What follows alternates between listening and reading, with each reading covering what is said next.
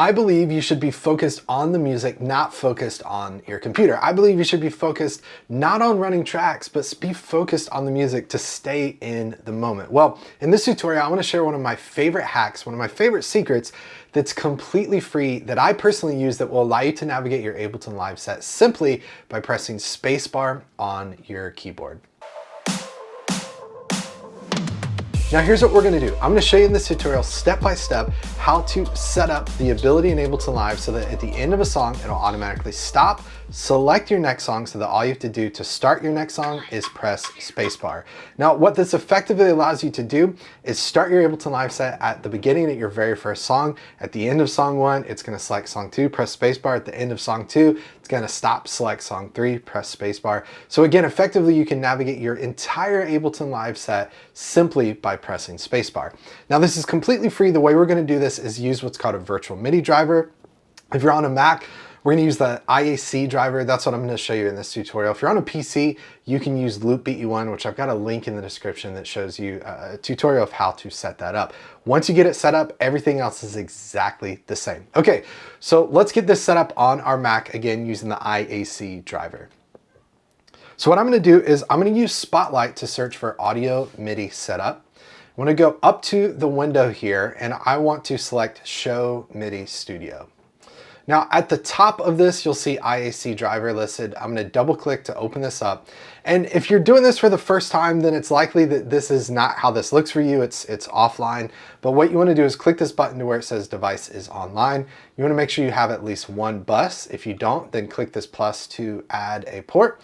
And then you wanna hit apply if you need to. So once you have this set up, you only have to do it once on every computer that you're using, and then it sticks and stays with it, which is really, really great. So this is set up, we're ready to go. Let's go into Ableton Live. Again, like I mentioned, at this point, in my live set, if you've set up Loop BE1, I've set up the IAC driver, we're back. We're gonna do the same exact process at this point, okay? So let's dive back into Ableton Live. We're gonna do Command, comma, if you're on a PC, Control, comma. We wanna go into Preferences, and we wanna go to Link Tempo MIDI. And under MIDI ports here, we wanna go to the Output section. You wanna find, in my case, again, it's the IAC driver. In your case, if you're using Loop BE1, it would say Loop BE1 or whatever resource you're using. And you wanna go to this section, you wanna make sure that track is enabled, okay? We just want track enabled for that. Now let's look for the input, the inside of this. So IAC driver bus 1, again, yours may be Loop BE1. I just want one thing enabled here. I want remote enabled. Now with remote enabled, that essentially means that I can send MIDI from Ableton Live to our virtual MIDI bus back into Ableton Live. Again, because we have remote enabled, this is going to allow us to remotely control Ableton Live. Think of it just like if you had a MIDI controller and I pressed a button on my MIDI controller and it did something in live, that's what this MIDI clip is going to do. So again, Loop BE1, IAC driver, it doesn't matter at this point. Everything's configured and ready to go. So let's start our first step of this, which is to create a MIDI clip and assign that to stop. So I'm gonna close our preferences here. You can see I've already got this stop clip assigned. I'm gonna delete it, okay? And what I wanna do, I'm gonna work back through this completely from scratch. So we'll delete both of these tracks. So I'm gonna add a new MIDI track. Let's go up to the Create menu here and do Insert MIDI Track. We could do Command-Shift-T, Control-Shift-T if we're on a Mac or PC as our shortcut. I'm gonna rename this Command-R or Control-R. I'm gonna rename this Stop, okay? I wanna go to my output here. If you don't see that, go to the I/O, bottom right-hand corner, click that to show your outputs. And we wanna choose IAC driver bus 1. Again, if you're using Loop BE1, I'm gonna keep saying it till I'm red in the face, or blue in the face, or purple, or whatever color I get, then make sure you select that there. Okay, we're gonna set this to channel 1. I've got another tutorial I'll share if you want this to be the same channel, the same note as your MIDI controller to also stop. I'll link that in the description. Okay, so IAC driver channel 1. Now we're gonna create a MIDI clip, and I want this MIDI clip to be at the end of my song here. So I'm gonna select just an amount of space, and I get a lot of people asking me questions about this. So let me show you the most important step to allow you to do this. You wanna make sure that your track is unfolded. Okay, so I'll unfold that there. We want to select the end of our set here, just a little bit of amount of time here. Then we're gonna do Command-Shift-M. Again, if you're on a PC, Control-Shift-M to create a MIDI clip. Now, I'm gonna go ahead and rename this MIDI clip Stop, so Command-R or Control-R if I'm on a PC. and I've got a stop clip here, but now I need a MIDI note in this clip. Essentially the same thing as like if I have a MIDI control and I press a button and assign it to something in Live, I need to create what that note is gonna be, and then we'll assign it to stop in Ableton Live. So let's go to our clip here. I'm gonna double click to open up my clip view and my note view down at the bottom of the screen here. If you're on Live, of any version of Ableton Live and you see this instead, then click Shift Tab, and that's gonna take you back over to your notes view. Now I'm gonna just choose the highest note that I have in Ableton Live. You could choose any note that you want. So I'm gonna double click to create that, and I'm going to click and drag. I prefer to fill the entire note just so that when I look at it, I don't see something like this. Let's see if we can move this back over. If I see something like this in the clip, to me it just feels like something's wrong. So just we'll dog it best practice here. I fill the entire clip with the note. Now, like I mentioned, if you also have a MIDI controller that has stop and you want this to be the same, check the link in the description of the video. So now we have to assign this, okay? So what I'm gonna do, pay no attention to the man behind the curtain, we're gonna delete that. Let's assign this MIDI clip to that stop button in Live, okay? Now I'm gonna do Command M. If you're on a PC, do Control M, or you can just click MIDI up here to go into MIDI assign mode. I'm gonna just skip Live's playback just a couple bars here. I've read comments before on people, particularly my old video where I show you how to set up a stop track, where people say, oh, you've gotta click it at just the right time to map it. No, you don't. Just go back a couple bars, just like this. While it's playing, click on stop, and once it hits this stop clip right here, once it hits that MIDI note, you're gonna see that it's automatically mapped to that stop button right there. So it doesn't matter the amount of time before, you just go a little before, click play to start Live's playback. Once it hits the MIDI note, then it's assigned to stop. And there's been a couple times where I've tried to do this, or I've done it on a webinar and it doesn't work. Most of the time it's because something in my track is soloed. Let's say like I've soloed my click, which means I'm not gonna send MIDI from there.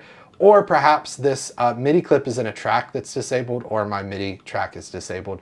So those are some common reasons why that MIDI note is not sending. But at this point, let's check out what we have, okay? So let's get to the end of our song, boom, and we stop. Now, it's possible you may want to pause the tutorial because you're going, man, I've been waiting, trying to figure out how to have Ableton Live automatically stop and arrange it for you. That may be enough for you, and that may be a useful utility. That's how I started. That was enough for me to say, this song runs automatically into the next song, then after this one I stop. But I'm gonna take it a step further. Again, like I mentioned in the intro, I wanna set it up so that it not only just stops, but it automatically selects our next song at the same time. But before I do that, I wanna ask you to consider subscribing. If you like content like this, if you think you should be focused not on running tracks, but on your performance, on the music, and you like to try to find the simplest way, the easiest way to make this happen, then subscribe to the channel, enable the bell icon, because I post a brand new tutorial every single day at 10 a.m. Central, completely free to you. Just hit the subscribe button. It's a way to say thanks and to make sure you don't miss out on the latest content. So we've got our stop marker created. Let's create a new MIDI track. So I'm gonna do Command-Shift-T. Again, Control-Shift-T if you're on a PC. And we're going to rename this Command-R or Control-R on PC. We're gonna call this Select Next Song. Okay, a couple things we need to do that are super important here, and they're common mistakes. Someone just emailed me today and said, oh, this isn't working. And I said, well, here's what you got to do to fix it. So pay very close attention to this next section. And if you miss it, don't complain when you miss it. Okay, here we go. So select next song. First, we're going to route our MIDI. This is super important. Like we mentioned before, we want to make sure our track is unmuted. That's kind of a duh, okay? And we're gonna come back. There's one more important step that a lot of people miss, but I wanna just keep going and then we'll talk about that. Okay, let's create another MIDI clip here. So I'm gonna select my amount of space. So let's delete these two that I accidentally created. We're gonna click and drag, and then we'll do Command-Shift-M to create a MIDI clip. Again, pay no attention to the man behind the curtain just for a moment, because I'm gonna delete this right here, okay? And let's actually, again, pay no attention to the man behind the curtain. We're gonna delete all of this because I wanna make sure we have no conflicts with what's going on. Okay, here we go. So we've got this MIDI clip selected here. Now, what I'm gonna do is choose a MIDI note. And so I know that I'm using G8 to stop, okay, right? And that's why I deleted all the other stuff that was here. I wanna make sure there's no conflicts because I'm reusing this set across a couple different tutorials, a couple different setups. So the only note that's been used in my set right now is G8. So I want to use a note different than that. So I'm going to just make it easy. We'll do F#8. We're going to go down one note, right? And we just click and drag, create that. That's just like what we did with the stop clip. We created a note in a MIDI clip, okay? Now, what do we map our note to? Well, in this case, we're gonna map our note to the next locator, our next song. Okay, number one, remember I mentioned a couple things most people miss in this tutorial when they're setting this up. Please pay attention, do not miss this. Number one most important thing is when you create your select next song clip, you need to assign that to the specific locator for the specific song that you want to go to. Do not assign it to next locator. If you're a little more advanced, a little further along, you're gonna watch me do this and you're gonna go, yeah, but, which is the common YouTube comment. You're gonna go, yeah, but, well, you could use next locator, and it's not gonna work because you're gonna stop your audio and it's gonna select something else. Don't come complaining when it doesn't work. Here's how it's gonna work, and it's gonna work 100% of the time. I created this MIDI clip. What's the next song in my set? It's this song right here. So what I'm gonna do is do Command M. Actually, before I do that, let's close or stop our stop track so we don't accidentally send that MIDI note, okay? I'm gonna do Command N and M, and I'm just gonna jump back our playback here a little bit, and then I'm gonna click our locator, okay?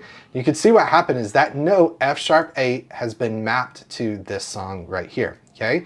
So we have a stop clip, we have this select next song clip that when we hit this, it's gonna automatically jump to that song. So just give me a moment. I just wanna show you how this could work if we disable stop and if we don't add one more step, just so you kind of start to understand these simple principles that we're tying together to then make something to make it really easy to use on stage. Okay, so if I keep stop muted, and I haven't done the most important thing to make this work, watch what happens here. When we get to the end of this, we're gonna hit this MIDI note, and it's gonna cue up this song, and then it's gonna automatically start that song. So if you're kind of a little further down the path in the road of using Ableton Live, you could start to see how this could be a really cool, unique way to rearrange and reorder your Ableton Live set. Maybe jump from song 3 to like song 33 in your set without using a set list management plugin like Setlist, AbleSet, or Taz SP, which are all great solutions. But there's some really cool possibilities with this. So left alone, when I hit this, this is just gonna pull up this locator here. And again, I wanna stress, I've mapped to this locator, not to next locator, okay? So now let's bring all the pieces together to make this work. This is why you're here, let's make it work. Okay, we're gonna unmute stop, and you go, okay, well, all we gotta do is unmute stop. Well, let's try it now, let's see what happens. All right, so it just stopped. Here's the second most important thing. I don't want you to miss this, okay? So we talked about number one, mapping to a specific song, specific locator to a specific song. Step number two is we have to add a track delay to our select next song track, okay? We have to add a track delay to our select next song track. Here's what the heck I mean by that. Go to the bottom right-hand corner of Ableton Live. See this D right here, okay? When we open that up, that's gonna show track delay. Now I'm gonna go to the select next song track. We're gonna go over here and let's type any value that's more than 20 milliseconds. 20 milliseconds or more seems to work. What we're gonna do is let's try this again now, okay? So we're gonna stop, and then what happens is 20 milliseconds after we stop, this MIDI note is gonna be sent, which is gonna jump us to this locator. So if you're someone that wants to know why things work in order to actually use them live, which is, I think, the best approach to doing anything like this, you've got to understand why. The reason this is working is because we're hitting our MIDI clip, so it's stopping. 20 milliseconds after that, it's selecting our next song. So that then effectively, when we're ready to go to our next one, we can press spacebar to jump to our next song. Now let's try this for the next song in the set. So I'm gonna copy this stop clip here, okay? And we're gonna put this, let's wrap this thing up a little sooner. We'll put stop there. We need another song for our select next song command. Okay, so we're gonna create our MIDI clip here. We need another MIDI clip, MIDI note. We did G8, we did F#8. Let's do F8, okay? So we're gonna drag this out. Now we need to map it. So let's temporarily mute stop. Let's do Command M. Let me scroll, zoom out a little bit. Okay, so you can see we got a large gap between our songs, which is fine, because all I'm gonna do is select this. Okay, we gotta listen to the click just for a second. All right, let's select this one, and then it's going to map to that song. So now let's bring stop back on and show you practically how this works. So we get to the end here, all right, and it jumps to this song. Now what's nice about this, again, that important step, I have mapped specifically to specific locators for specific songs so that even when audio is stopped, even if I stop my audio and I jump back here, it's gonna select that song. Okay, let's jump back. Let's say we're in rehearsal and I go here. it's going to select that song. As long as you map to a specific locator for a specific song, it's always going to work. So if we bring all of this together, we add our stop clip, we add our select next song clip, we bring it all together. The beauty of all of this is we're going to be able to, again, start our live set once we first step on stage at song 1. At the end of song 1, we can press spacebar to go to song 2. Let's change it up. Let's say at the end of song 2, we want it to automatically go to song 3. So in that case, we're going to remove stop clips and we're going to remove our select next song clip, and it's going to automatically flow into our next song. And then let's say after that, we want it to stop and select our next song. We can press spacebar and work our entire way through our set with just pressing one key on our keyboard, which is spacebar. Now, again, if you're following along and you're watching this process, you're going, Will, this is really, really great. But essentially what this means is, in order for me to do this really cool thing that you claim is simple, every time I build an Ableton Live set, I've got to create a stop clip and I've got to create this select next song marker. Well, I'm happy to tell you that is not the case. And that is not the case if you get my advanced arrangement view template, because I've done all the work for you to where I've mapped, I believe, 20 songs with 20 locators, 2 MIDI clips already. Your stop clip is already created. And in addition to that, I've got commands like repeat. I've got a dynamic guide cue set up so that you can automatically mute and unmute tracks. I've got it set up so that you can have Ableton Live automatically add locators to your set. And really, truly, if you want to use Ableton Live in a way that's efficient, flexible, and stable, and do it in a way that, I said efficient, but a way that really is not going to take forever, you need to get that advanced arrangement view template. Now you can click the link in the description of this video and purchase it. It's $200 and it's going to be worth every penny because it's going to save you so much time. But I want you to be able to get that completely for free. And the way that you can get that template for free is becoming a From Studio to Stage student. And to do that, head to FromStudioToStage.com/subscribe. And when you subscribe, you're going to get 200 credits every single month that you can use at the From Studio to Stage shop. And one of the things that's available at the From Studio Stage shop is that template. Like I mentioned, it's for sale for $200. A credit essentially equals $1, so you get 200 every single month. So the very first month that you sign up to become a From Studio to Stage student, you can use your 200 credits to purchase that template and effectively get it for free.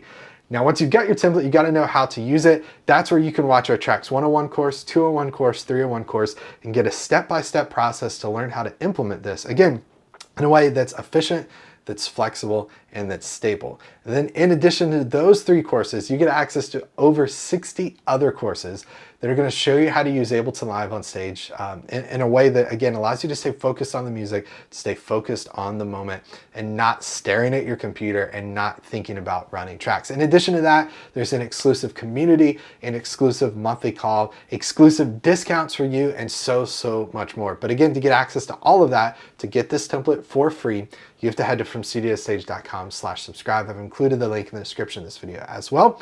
And if that's not for you, if you can't afford that, or maybe you're just stubborn and you go, I will never do what someone tells me to do in the video. Well, maybe you can do this. You can subscribe to this channel completely for free. Hit the bell icon when you do, because I post a new tutorial every single day, 10 a.m. Central. I don't want you to miss out on it. It's going to help you learn how to perform on stage with Ableton Live and have fun doing it. Thanks so much for watching this one. We'll see you on the next one. Take care, everybody. Bye.